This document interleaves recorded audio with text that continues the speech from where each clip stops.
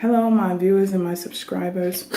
I thank you so much for tuning in today to another video brought by me. The title of this video is "The State is Here." This is chapter 14 of my book, page 153. All right. This chapter is only my perception regarding inspections, so check with your own state requirements. Oh my goodness, the state is here. This is the exclamation many dialysis staff say, especially me, when I hear that we're up for inspection that day. I get kind of nervous because I want to make sure I'm doing what I'm supposed to do and won't get my team members or the whole clinic in trouble.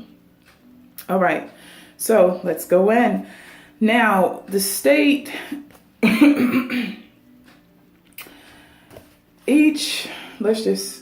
let me just say this. Every state has their own rules and regulations from the Department of Health and from other agencies that are regulated by the government. Every state, no two states are the same. Like, for instance, in some states in the north, the technicians are allowed to put on catheter patients. But I know in New York City, we're not allowed to touch catheters. We're only allowed to touch fistulas and grafts. So the rules and regulations vary from place to place. All right. So let me just tell you, I'm in New York City. So if you're watching this video and you're in a state that allows you to do something different, then that state allows you to do something different, you know. Like I said, these are only my opinions based on my experience. So let's dig in. The state is really checking. Let me start from page 153, 154. All right, the state can show up at any time and any day. They do not have to give your clinic a warning at all. They can just walk through the door and they can show their badge and they can come onto the floor, onto the treatment floor, and start observing any tech, any nurse, the facility documentation, the charts, everything. They are thorough, all right? So I have heard of several clinics closing here in New York City because of failing the state inspection. Okay, one main thing is that water log book. Okay, the water log book is so important. That details the function of that clinic. It details how the RO is running, the reverse osmosis machine in the water room. It details how much acid and bicarb is going out on the floor to clean the patient's blood. It details if the chloramine test was done that day. It's so many things that book details, and that is so important for that RO book. Well, the water room book to be done thoroughly. I mean, done. Some clinics have were shut down. Let me just say, were shut down because of that book combined with other factors. It could have been blood, like dried blood found under the chairs, like it seems like that chair wasn't cleaned in a long time. And not only that chair, multiple chairs. There are other violations like that chloramine test not being done a certain way. In my experience with the state, there was never really one inspector. It was like 2 or 3. And honestly, I would get so nervous because, even though I know the policy and procedures, they would still question me. Like, they would be like, that patient's blood pressure is X, Y, and Z. And what would you do about that? Do you think that's a good blood pressure for that patient to be running on the machine with right now?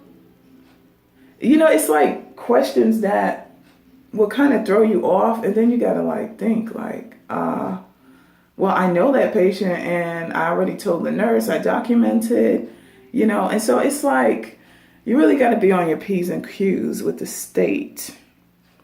And you really got to make sure you know your stuff. Because I know that when the state comes, there's this particular man, and he always stays in my section. He doesn't go nowhere. He stays in my section, and he looks exactly at what I'm doing. He doesn't go anywhere. He stays exactly in my section, and he looks at only what I am doing. And that makes me so nervous. It makes me nervous because I'm like, oh my goodness. That is not a time to rush. When the state is there, you got to breathe, and you got to do it step by step by step. Because once a person asks you a question and say, hey, are you sure you're supposed to do it like this? Is that what they say to do here? No, I'm not supposed to do it like that, but you can't be, you got to do things right. So that's why I say take your time, put on the patience, take off your patience. Do not rush. Because if you rush and you make a mistake, one of the state personnel will question you. And I know that guy who stayed in my section, he was on me. I'm telling you, he was on me. I could not, some clinics allow you to move a patient out while they're holding their site and put another patient in, but that really varies from clinic to clinic, I see. Because sometimes the state is like, would you really pull out that patient right now? You know what I'm saying? Like random questions. Like they will definitely observe how you take care of your patients, how you conduct tests in the water treatment room. They'll pull you out and say, can you do this for me? All right, some basic reasons why the state come, page 154. That clinic is due for a visit or a revisit to see if the citations have been rectified. All health facilities are subject to government-mandated inspections at regular intervals. All right, so maybe that clinic is due for a visit, or either they didn't do a good job on a previous visit, so the state is coming back to see if they corrected the citations that have been issued to that clinic. All right. Next, that clinic has a high death rate or other issues about which they have been notified. All right. Maybe there's a lot of patients passing away within a month, within a year, and the state has gotten aware of it, has been notified about it, and so they want to see why is there a lot of patients passing away, not on the floor in the treatment area, but I'm just saying in general. Maybe a patient got admitted and then they passed away in the hospital, it's like a combination of things regarding the death of a patient, but it's still a loss for the unit in general. Moving on, patient complaints. Maybe there's a patient that is calling the state over and over, and the patient is like, you know what? Some things are going on in my unit. You guys need to inspect it. Okay. All right. And other situations. Okay. So some other situations could be the state just wants to pop in, or either there is going to be maybe a renovation going on and they have to inspect it to see if they will approve it, depending on what it is, maybe an installation of isolation rooms, so anyway, check with your unit. Some things for which the state can cite you or question you about. Blood on chairs, floor, machines, or anywhere in your area. Even a spot of blood is a big no-no. A lot of trouble can come if you don't clean your patient's area properly. Also, any dried blood on your chair, machine, or area is a trouble sign. That is a big no-no. All of the chairs and the machines should be cleaned with 1 part water, 100 part, I think it's 1 part bleach, 1 to 100 parts. So you have 1 part of bleach and 100 parts of water. At least in my unit, that was the case. 1 to 100 parts. And you will put that solution on a soft paper towel, and you would clean the machine, you would clean the chairs, you will open the chairs up and clean it. Okay, you will open the sides of the chair, you would, there's a latch to the chair where it will just fall back, and you would just clean all of the chair, because sometimes when a patient bleeds, the blood just goes everywhere. It goes down in the chairs, and you need to open that chair and really clean it. Moving on. Improper cleaning of area / machine and chairs. Okay, maybe there's some residue. It doesn't even have to be blood, but it's just a dirty, you didn't really clean the chair properly, and they'll question you about it. Cluttered counters with unnecessary supplies. Some states say that you cannot put anything on the counter. Some say you can. All right. I know in my state, no. You cannot put stuff on the counters. Not familiar with or instructed in doing the chloramine test. That is a big one. If they ask you to do the chloramine test and you don't know how to do it, that's a problem. That's a big problem. Make sure you know how to do the chloramine test. Not being familiar with BP limits. For example, you could be asked, would you put a patient on with the following blood pressure? 190 over 110, pulse 90, or 70 over 50, pulse 80. How high is high and how low is low? Whom would you notify about this?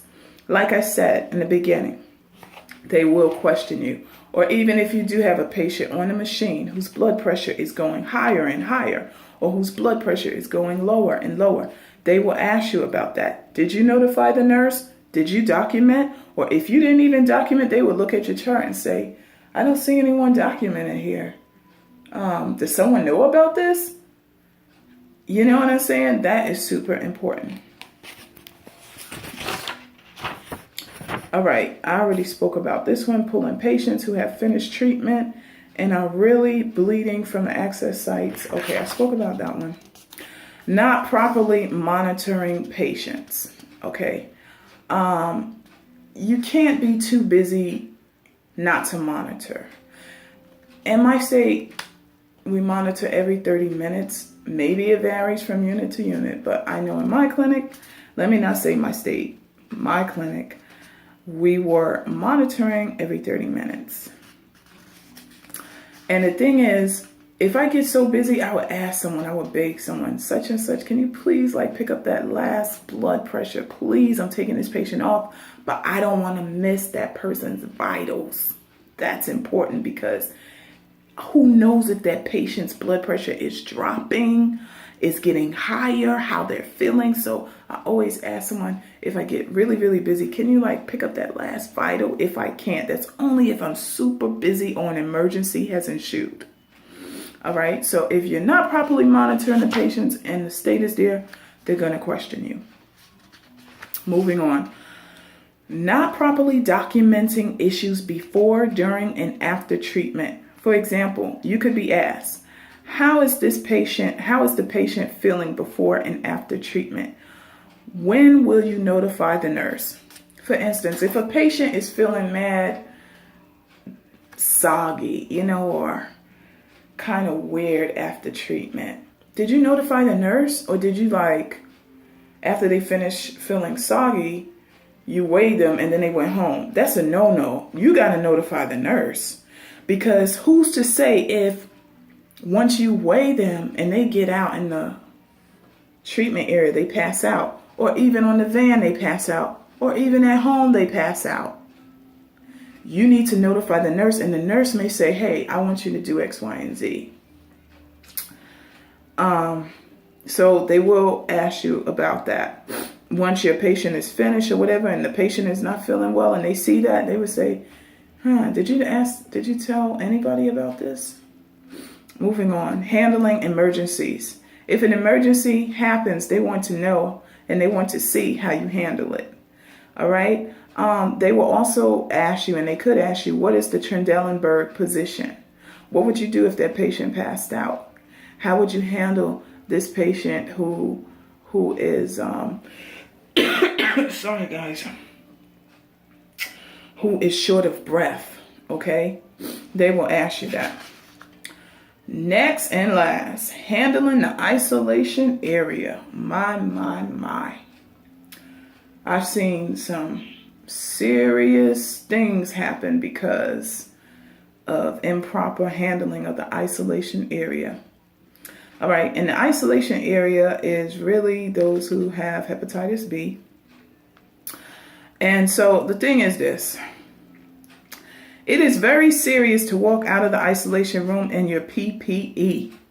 If the state is there, forget it. If you forget, or you're in a rush and you have the gown on that you're using for the floor, and you open that door and you go into the isolation room, you pick up or do something over there, then you come out with that same gown, you're in for some trouble. The state is going to get on you. And yes, that will be a citation. The state will be on you. Oh, yes. And I'm telling you, if you are the cause of the clinic getting a citation, your teammates will be very upset. I'm telling you, very upset. So that's why I made these tips to help you stay on your P's and Q's as a technician. You can be the best. All right? Brief reflections. As a newbie, you should greet those you see while entering the clinic. Be as professional as possible in all circumstances. Avoid shortcuts. Go by policy. Put your patients on the machine professionally. Know what the state inspectors are looking for in your unit. If you need help or don't understand something, always ask. Humble yourself. If the inspector finds something you're doing wrong, apologize and ask how you can improve. Sorry, that is a big one. If an inspector tells you such and such, you're doing it wrong, don't get snappy. I have seen it. I have seen individuals who have gotten snappy with the inspector. Okay, well, that's the way I do it. I'm like, what? You need to humble yourself and you need to say, okay, I'm so sorry. How can I improve in this way? And they'll tell you. They'll see your humbleness and they won't be so harsh on you. And they'll say, okay, this is what you need to do, or you need to look in your policy and procedure book, or you need to really get with your clinical manager and ask them. Just that act of humbleness will help ease the tension. Next and last, do everything you can to cover yourself, because once an incident occurs, it all goes back to documentation. If something happens to the patient, even if their blood pressure is low, document it. I don't care if a nurse tells you not to document it. You're gonna document it. I have had it where, not like I said in my other videos, not all nurses are like this. You know what I'm saying? There are good and bad. There's good PCTs, there's bad PCTs. There's good nurses, there's bad nurses. There's good managers, there's not so good managers. But I have had nurses tell me not to document certain things, and I had to let them know. Cassia is going to document it. Because like I said, it's more easier for a nurse to get another job than it is a PCT. So what I'm saying is you got to cover yourself. As a PCT, you better cover yourself. You got to know what you're doing. Cover yourself. And my first supervisor told me that. She said, Cassia, you got to cover yourself. Yes, it is true. You got to cover yourself. Document. Notify the nurse. If something's not right to the patient, even if you don't like that nurse, you got to go to that nurse and you have to tell the nurse, nurse such and such, I just want to let you know that patient X, Y, and Z is not feeling good. Or patient A is not feeling good. Patient C is not feeling good. You know what I'm saying? You just got to do that. Cover yourself. So that nurse won't say, you ain't told them nothing. You told them. And plus you put it in their chart. Nurse notified. Period. If they have a problem with you putting their name, nurse notified. Unless your unit gives you the permission, if the unit doesn't have a problem with, because some nurses be like, don't put my name. Even though you told them, but you know which nurse you told. As long as you won't forget and you know which nurse you told, nurse notified. End of story. All right, so I hope that these tips did help. I hope they did. And again, it's coming from my book, Expert Tips on Becoming a Dialysis Technician. And if you have any questions, any comments, or concerns, you can go to my blog, dialysistechniciansworldwide.blogspot.com. Also, join my Facebook group. It is made for you. Okay, it's not for me to, be the know-it-all, because I'm not trying to be the know-it-all when I make these videos. I'm just trying to help as many people as I can become as professional as possible. Okay, but join my Facebook group. I'm going to put the link below. And you have a blessed day.